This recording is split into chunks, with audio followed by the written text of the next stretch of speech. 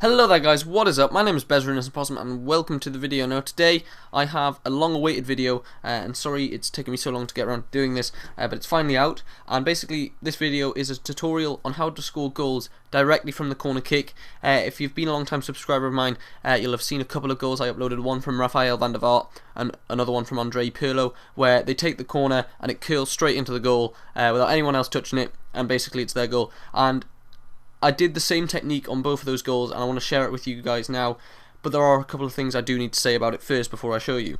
First and foremost, this technique is really difficult to explain, so I'm going to try my hardest to get it across to you guys the best I can, but to be honest, you'll see when I get into it, it's sort of a bit wishy-washy, and hopefully I can do a good job for you guys, because I really want you guys to try this out. Second of all, it does take a lot of practice. You will have to do it several times before you get it even close to working, and even then, my third point is you really do have to get quite lucky for it to go in, and you'll see that on the example goals that I show you, where basically the main reason it's gone in, as long as you do the technique right and get it on target, that's the best you can do. You've just got to hope the keeper kind of fucks up a little bit. I mean, this is FIFA 13, so there is quite a good chance that the keeper's going to do something retarded and you'll get that goal. But like I say, 1, you does need a lot of practice. 2, I'll try my best to explain it. And 3, you do need to get lucky with this technique. Right, you've listened to me long enough, I'll go into the tutorial now. So step number 1 is basically to pick the player that's right for the job. Obviously you're not going to put Vincent Kompany up front to score goals, it's the same here. You want to pick the person that's best for scoring the corner goal. Now ultimately 2 things come into play here, and that is the foot that the player uses and their curve stat. Now I've highlighted the foot column for you there. L obviously means left footed, R obviously means right footed, and what you want to do is pick a player that has the foot opposite to the side you're taking it on. Now I am taking a left hand corner here, and currently I have Ozil selected, who is also left footed, and I don't want that, I want the opposite, so I want a right footer, and I'm going to pick Pirlo. You can check that you have the correct footed player based on where they stand before they take the corner. Ozil here is a left footed player, and he's standing in front of the goal because he's going to swing it out. When I select Pirlo, you'll see that he's behind the goal, and he's a right footed player, so he's going to swing it in, and that's what we want, because we want it bending towards the goal. The next important step when picking the player is to look at the curve stat, which I've now highlighted. Now obviously Royce there has 86 curve, which is a very good curve stat, but Pirlo has 93, so I'm obviously going to pick Pirlo. The higher the curve, the better for this technique, because you want to get as much bend as possible when trying to score. Now I've only scored this goal with Pirlo and Van der Vaart. Van der Vaart, I believe, had 88 curve, so 88 curve is the minimum I've managed to score with. So you know, you might get away with 86, I'm not entirely sure, but there are certain rules regarding where you aim based on your curve. Basically the higher the curve the better, but also the further away from the goal you have to aim, and it's only by millimeters, and I'll explain that in the next step, which by the way is where things get a bit waffly, and I'll try my hardest of course to get the right sort of explanation to you guys about where to aim, but this is where it gets a bit confusing to explain.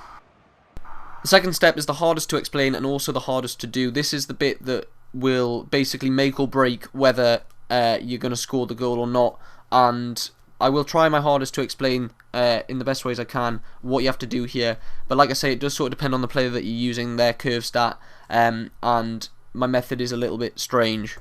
The first thing I do is picture an imaginary line coming up from the top of the corner flag, because this is what I use to gauge how far left and right I want to be aiming. Now this is the perfect position. I've stopped it right before I power up the shot. Now the thing is, with 93 curve it needs to be slightly further away from the goal, and what I do is I use the very corner of the 6-yard box as a reference point. Next reference point you want to take is basically the width of a player that's in the centre of the box. The reason why you want to pick one in the centre of the box is so that he's around the similar size. Obviously if you pick one that's outside the box that's near you, he's obviously going to be a bit bigger, therefore a bit wider.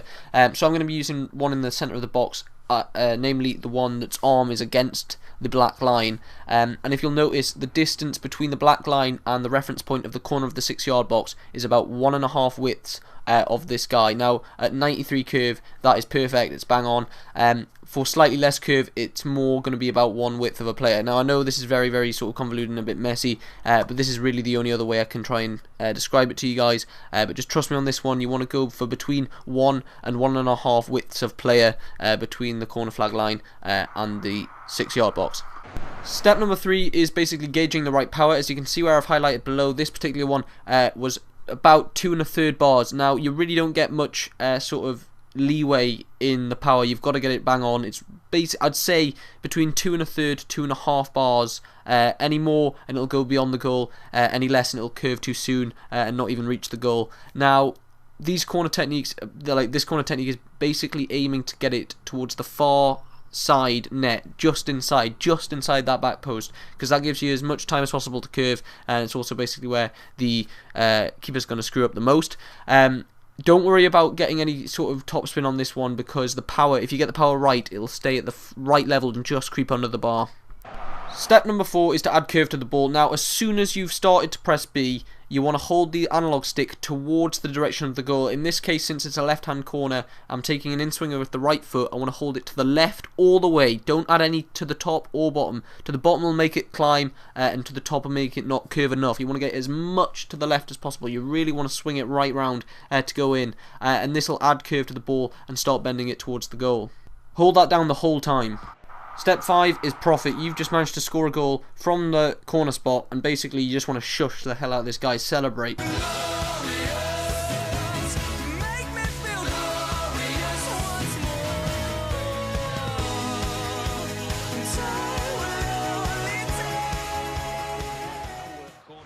Now here's the whole clip.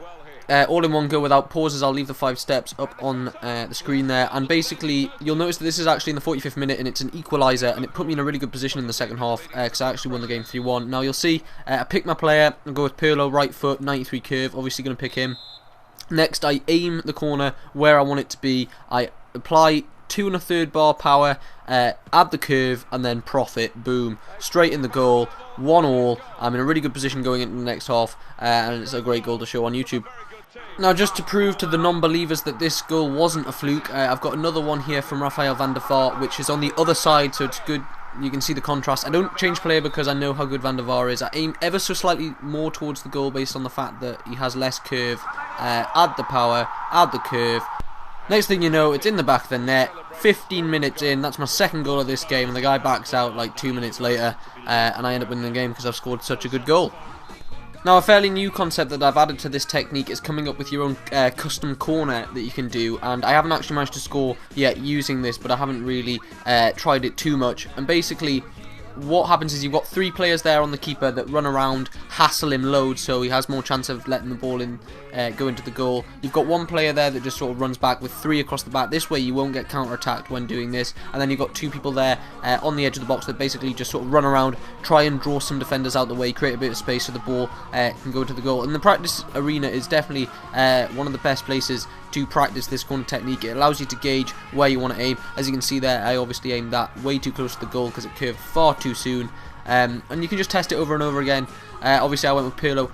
In the practice arena, stats are lower because chemistry obviously doesn't affect their influence of what they're trying to do and things like that, because there's no chemistry involved.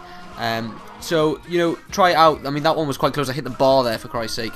And basically all I can say is if you can get it on target or hit the bar in the arena, you're ready to take it online into Ultimate Team, because I don't think you can score in the arena. But if you can get it on target like I did there, I mean, I don't know who that was that caught that. Possibly Marchetti, I didn't even see. But basically, if you can get it on target or hit the bar, in the arena, you should be able to do it online. One thing I must say is that if you do end up overhitting it and it's going like beyond the goal, the great thing is you can actually get a header on goal using some players, because like usually the 3 that are surrounding the keeper move back slightly off the line and they can just nut it in from like a tiny distance away from the goal. But anyway guys, that is the end of the video. Thank you very, very much for watching. I appreciate that you took the time to watch, because I know it's quite a long video. But this technique should really help you out. If you did like this video, please give it a like. I'd absolutely love it if you did. If you're a new person watching my videos, I'd love it if you subscribed as well. It really helps me out, and obviously you get some great FIFA content in return for free. Please leave a comment down below whether you've tried this technique or what you'd change or things like that. Just give me your opinion on the video as a whole, and of course share this video to as many people as possible, because I want to get it out there in the FIFA community. It'll help people out a lot, I think. And yeah, thank you very much for watching guys, really appreciate it. Hopefully I'll see you in the next video guys. Goodbye.